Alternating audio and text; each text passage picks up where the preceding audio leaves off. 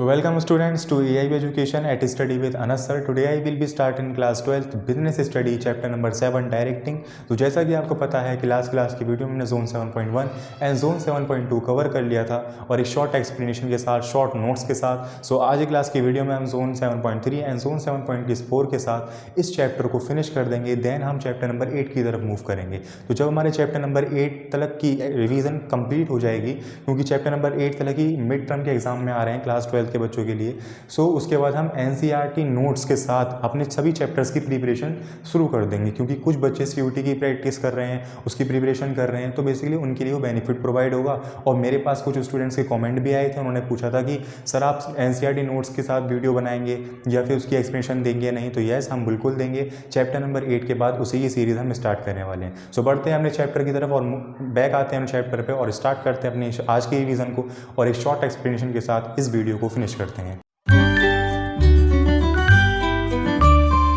जैसे कि हमने बात कर रहे हैं लीडरशिप के कॉन्सेप्ट की, जो कि जोन 7.3 के अंदर लाई करता है। देखिए लीडरशिप का क्या मतलब होता है। Leadership is the ability of influencing people to strive willingly for mutual objectives. देखिए लीडरशिप का असली काम जो होता है वो अपने पीपल्स को, अपने सबऑर्डिनेट्स को एक ऐसा इन्फ्लुएंस करना जो कि वो अपने ऑब्जेक्ट को अचीव करने के अंदर जुड़ जाए। देखिए असली जो लीडरशिप बोली जाती है वो लीडरशिप वो होती है जिसके अंदर बेसिकली कोई भी सबऑर्डिनेट अपनी एबिलिटी से ज़्यादा काम कर सके, उसको लीडरशिप का कॉन्सेप्ट बताया जाता है। तो बेसिकली ये सब लीडरशिप के अंदर आता है। अब बात करते हैं हम लीडरशिप स्टाइल की। तो जनरली इसके 3 स्टाइल्स होते हैं हमारे, autocratic leadership style and then other भी लीडरशिप स्टाइल होते हैं, वो अभी हम पढ़ते हैं। बट अभी हम पढ़ते हैं ऑटोक्रेटिक लीडरशिप स्टाइल। देखिए ऑटोक्रेटिक लीडरशिप स्टाइल हम कुछ इस वे में समझ सकते हैं कि लीडर जो होता है वो सेंटर्ड में होता है, बाकी सारे जितने भी सबऑर्डिनेट्स हैं जो लीडर ने कम्युनिकेशन कर देता है वो उसी के बेस पे चलते हैं, चाहे वो कोई भी रिजल्ट हो, चाहे वो कोई भी थिंकिंग हो, कोई भी आइडिया हो, इनकी तरफ से कोई भी कम्युनिकेशन नहीं होती, वन वे कम्युनिकेशन होती। जैसे कि मैंने यहाँ फीचर्स में गिवन करा है। फर्स्ट आता है सेंट्रलाइज्ड अथॉरिटी, यानी जो सेंटर में रहती है अथॉरिटी सिर्फ और सिर्फ वही वर्क करती है। अदर अथॉरिटीज़ को किसी को भी कोई काम नहीं होता कि वो उस पर अपना विचार रख सकें। सेकंड आता है सिंगल मैन डिसीजन, यानी कि जो लीडर बना रखा होगा सिर्फ और सिर्फ वही डिसीजन लेने का उसके पास अधिकार है, अदरवाइज कोई अपने राय नहीं रख सकता कि सर आपने ये डिसीजन गलत लिया है, आप इस पर विचार कीजिए।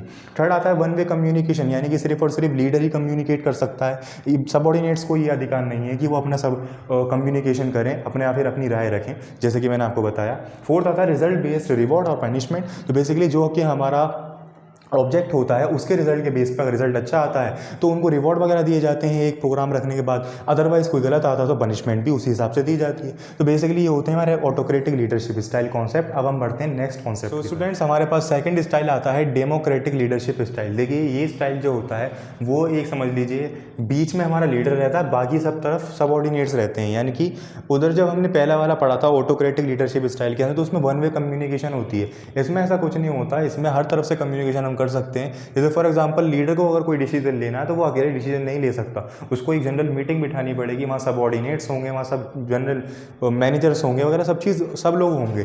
उन सबसे सलाह लेने के बाद हम कोई भी डिसीजन ले सकते हैं या कोई भी इनोवेटिव आइडिया पर काम कर सकते हैं। तो बेसिकली डेमोक्रेटिक लीडरशिप स्टाइल ये होता है। अदर हम इसके फीचर्स के देखते हैं। देखिए सबसे पहले कंसल्टेशन बेस्ड, यानी हम कंसल्ट करके ही सभी चीज़ें करते हैं। बिलीफ इन सबऑर्डिनेट, यानी ऐसा नहीं सोचते हम कि हमारा कोई भी आइडिया जो है वो लीक हो जाएगा विथ यूज़ ऑफ सबऑर्डिनेट, यानी सबऑर्डिनेट्स की वजह से, ऐसा कुछ नहीं सोचते। हमारा भरोसा होता है सबऑर्डिनेट्स के ऊपर। थर्ड आता है ओपन कम्युनिकेशन, जैसे कि मैंने आपको बताया था कि हमारी सिंगल कम्युनिकेशन होती है, यानी वन वे कम्युनिकेशन रहती है। यहाँ ऐसा कुछ नहीं होता, यहाँ पे हर तरफ से कम्युनिकेशन हो जाती है, कोई भी बंदिश नहीं रहती। थर्ड आता है हमारे पास देखिए लेजिस फेयर और फ्री रैन लीडरशिप स्टाइल। ये थर्ड और लास्ट स्टाइल है हमारा लीडरशिप का। देखिए इसमें क्या है, हमारा जो लीडर है वो बिल्कुल कैप्ट है, बिल्कुल अलग है, स्पेसिफिक है। बट जो हमारे सबऑर्डिनेट्स हैं अल्टीमेटली असली काम कौन परफॉर्म कर रहा है, सबऑर्डिनेट्स कर रहे हैं, और नाम का कौन है, सिर्फ लीडर है। तो बेसिकली ये सब चीज़ें हैं जिसके अंदर लीडर हमारा सिर्फ अलग रहता है, नाम के लिए रहता है, बट जो सारे काम होते हैं वो हमारे सबऑर्डिनेट्स परफॉर्म करते हैं, आपस में मिलजुल कर सेल्फ डायरेक्टेड होते हैं। तो यहीं पर अगर हम फीचर्स की बात करें इसके, फुल फेथ इन सबऑर्डिनेट्स, यानी लीडर को अगर कोई काम नहीं दिया जा रहा तो वो क्यों नहीं दिया जा रहा, क्योंकि हमें अपने सबऑर्डिनेट्स के ऊपर भरोसा है, हमें उस स्टाइल के ऊपर भरोसा है कि हमारे सबऑर्डिनेट्स अच्छी डायरेक्टिंग करेंगे, अच्छा काम करेंगे। फिर हाई डिग्री ऑफ इंडिपेंडेंस। देखिए सबऑर्डिनेट्स को कोई टोकने वाला नहीं होता, सबऑर्डिनेट जो भी बीच में अपने मिलकर जो भी फैसला करें उसको मान्य माना जाता है। और साथ ही थर्ड आता है हमारे पास सेल्फ डायरेक्टेड, यानी अपने आप को ही डायरेक्ट करते हैं, कोई इनको डायरेक्ट करने वाला नहीं होता। जो रिप्रेजेंटेशन का काम होता है वो सिर्फ हमारा लीडर का होता है, उसका और कुछ काम नहीं होता। तो ये थे हमारे 3 स्टाइल्स ऑफ स्टूडेंट्स। अब हम मूव करते हैं कम्युनिकेशन के कॉन्सेप्ट के ऊपर। तो पहले सबकी करते हैं हम डेफिनेशन। देखिए कम्युनिकेशन का तो बेसिकली मतलब पता है कि बेसिकली जो भी हमारी बातें होती हैं, जो हमारे थॉट्स होते हैं, आइडिया होते हैं, उनका चेंजेस होना एक पर्सन से दूसरे पर्सन से दूसरे पर्सन से तीसरे पर्सन पे। तो communication is the process of the passing information and understanding from one person to another, this is called a communication. तो यही हमारा कम्युनिकेशन होता है बेसिकली। अब बात करते हैं देखिए इसका elements of communication. Elements in the sense देखिए बात करने के लिए दो लोगों का ज़रूरी है होना, है ना। सबसे पहले सेंडर, फिर हमारा मैसेज, उसके भी अंदर इनकोडिंग, मीडिया, डिकोडिंग और साथ में ही रिसीवर, फीडबैक और लास्ट वन में आती है हमारे इन सब के बीच में होती है नॉइज़, कि हमें नॉइज़ कितनी फेस करने को मिल रही है। तो ये एलिमेंट्स ऑफ कम्युनिकेशन है, ज़्यादा इंपॉर्टेंट टॉपिक है नहीं, बट हमें पता होना चाहिए कि अगर 1-2 नंबर के मार्क्स में या फिर MCQ बेस में अगर ये आ जाए तो हमें पता है कि एलिमेंट्स क्या क्या होते हैं कम्युनिकेशन के। देखिए अब हम बात करते हैं टाइप्स ऑफ कम्युनिकेशन। तो types of communication generally 2 types के होते हैं, फॉर्मल एंड इनफॉर्मल कम्युनिकेशन। देखिए फॉर्मल कम्युनिकेशन आप ये समझिए कि जैसे हमारे फॉर्मल लेटर होते हैं जो कि किसी संस्था के लिए लिखे जाएँ या फिर किसी चीफ गेस्ट के लिए लिखे जाएँ। यहीं पर अगर हम इनफॉर्मल लेटर की बात करें, अपने दोस्त, अपने रिश्तेदार या किसी भी अपने खास रिश्तेदार के लिए, अपने खास दोस्त के लिए लिखे जाता है, तो वो इनफॉर्मल लेटर में आ जाता है। देखिए फॉर्मल लेटर में ये सब चीज़ें होती हैं, तो उसी से हम डिनोट कर सकते हैं अपनी फॉर्मल कम्युनिकेशन को। तो फॉर्मल कम्युनिकेशन वो कम्युनिकेशन होती है जो कि हमारी सिर्फ और सिर्फ ऑफिस लेवल पे होती है, फैक्ट्री लेवल पे होती है, कि हमें उन बात करने के लिए एक आइडिया होना ज़रूरी है, एक मतलब बात होनी ज़रूरी है किसी भी काम को करने के लिए। जैसे फॉर एग्जांपल मैं अपने बॉस को फ़ोन मिला दूं या फिर अपने मैनेजर को फ़ोन मिला दूं और बेवजह की बातें करने लग जाऊं कि सर आप कैसे हो, आपने क्या खाया आज, तो ये फॉर्मल कम्युनिकेशन के अंदर नहीं आते। फॉर्मल कम्युनिकेशन सिर्फ और सिर्फ वो होती हैं जिसके अंदर काम की बातें की जाएँ और एक स्पेसिफिक पैटर्न यूज़ किया जाए, अपनी फॉर्मल लाइन्स यूज़ की जाए बात करने से। Communication refer to interchange of information officially. यहीं पर अगर हम बात करें इनफॉर्मल कम्युनिकेशन की, तो communication that take place without following the formal lines of communication is said to be the informal communication. जो कि हमने दोस्त से बात करें, अपने पेरेंट्स से बात करें, तो उनसे बात करने के लिए हमें किसी भी आइडिया का होना ज़रूरी नहीं है, किसी बात का होना ज़रूरी नहीं है। अगर हम किसी दोस्त से बात करें तो हम ऐसे भी कॉल करके कह सकते हैं कि हेलो आप कैसे हो, या फिर कोई भी क्या कर रहे हो, क्या खाया, क्या पिया। तो बेसिकली ये सब चीज़ें होती हैं जो कि हमें थॉट्स नहीं चाहिए हैं किसी से बात करने के लिए। तो ये थे हमारा कम्युनिकेशन का कॉन्सेप्ट। आई होप आपके समझ में आया होगा। अब हम बढ़ते हैं इसके बैरियर्स, यानी कि इसके बीच में रुकावटें क्या क्या आती हैं, और वो काफ़ी इंपॉर्टेंट टॉपिक है। सो हम मूव करते हैं बैरियर्स टू इफेक्टिव कम्युनिकेशन। तो जनरली 4 बैरियर्स होते हैं हमारे जो इफेक्टिव कर देते हैं हमारी कम्युनिकेशन को।